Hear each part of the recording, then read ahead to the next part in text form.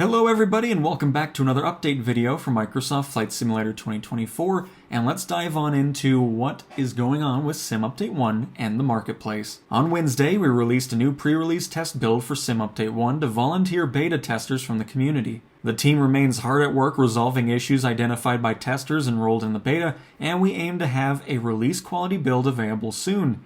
Thanks again to everyone who has joined the beta and shared their feedback and bug reports on the forums. Your contributions are incredibly valuable to us as the dev team continues their work on SU1.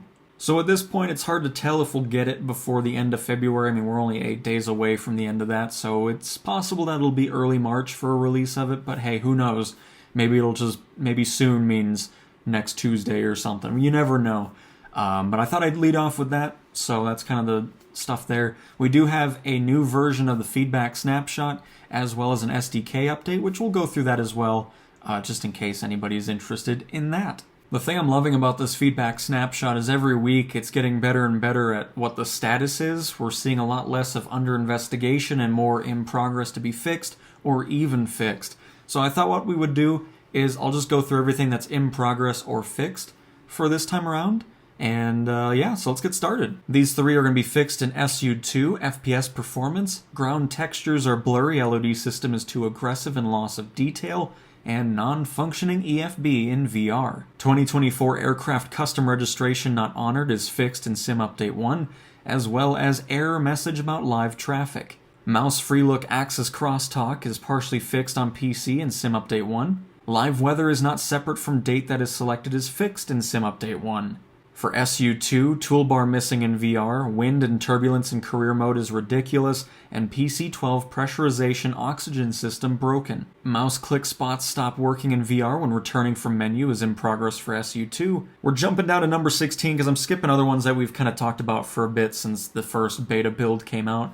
So next up we have no engine or cockpit sounds in multiple MSFS 2024 instances in audio mixer, and flap speeds in multiple aircraft are low, causing deduction of points in career, are both in progress for SU2. Control axes are not responding is fixed in SU1. Helicopters are bouncing and jumping around, causing instant crashes in career mode. No night missions available are in progress for SU2. Charter service VIP missions not populating in career mode is planned for post SU1 on a live server side fix. And to finish off page 1, we have rain effect on windshield non-existent, and Microsoft Flight Sim 2024 Airport Helipad issue tracker are in progress for Sim Update 2. Welcome to page 2, where the G1000 MFD is not showing aircraft track or heading, and all freelance missions crash error code 308-400-00209 are fixed in Sim Update 2.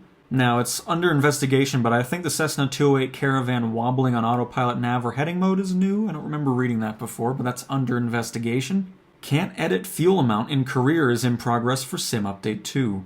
G1000 wrong airplane icon on map display is fixed for Sim Update 2. CJ4 flickering external aircraft painting is planned for Sim Update 2.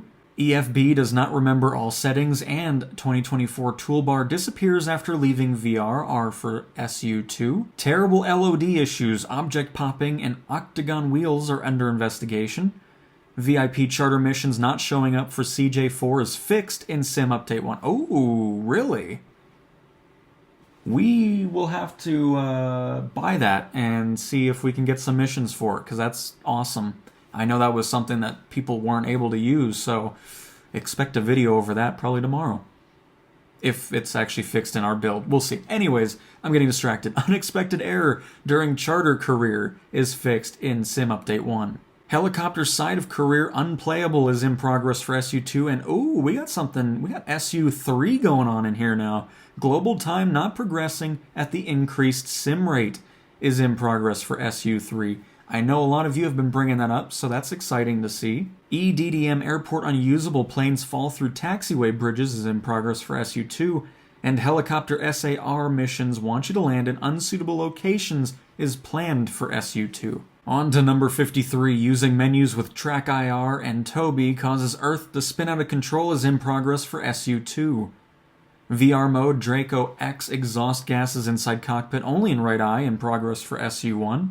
Passive income generating zero income is planned for a service update post SU1. Heavy cargo no base sim plane for mission is in progress. Assignments and control settings page much too big, not readable is in progress. Can't end mission at R66 doesn't have parking brake is fixed in sim update 1. Ooh, another thing we'll have to check out at some point. Again, we might not have it just yet, that might be something with the full release. But hey, worth testing out. Passive income losing money is a service update for SU1.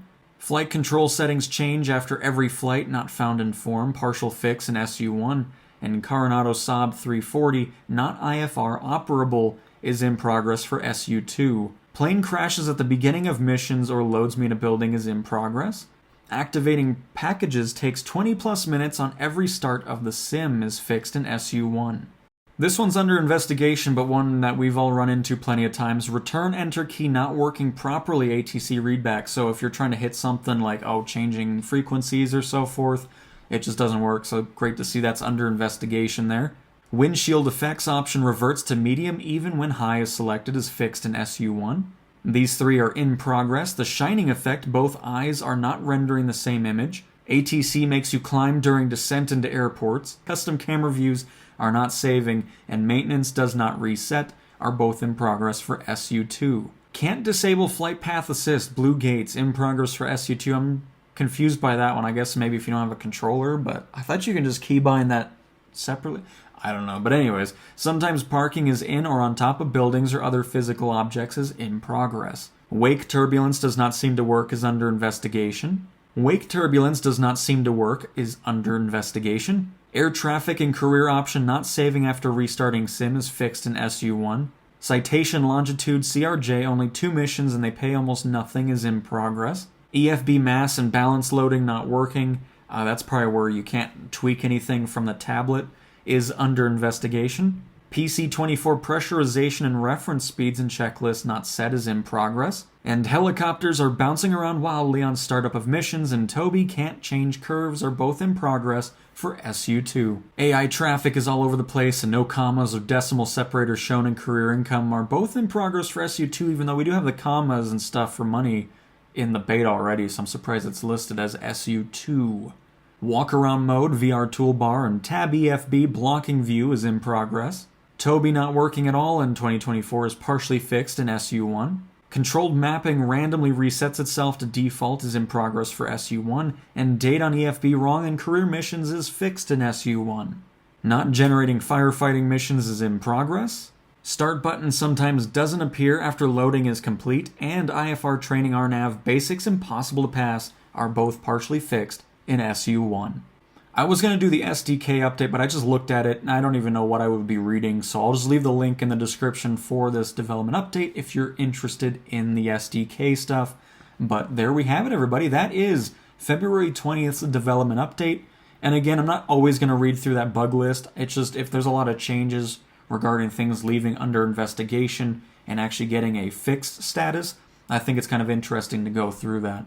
But yeah, so there we go. Unfortunately, still no release date for Sim Update 1, but it seems like we're getting close, which is great. So I guess we'll see what happens next Thursday. Thanks for watching, everybody, and I will talk to you guys next time. See ya.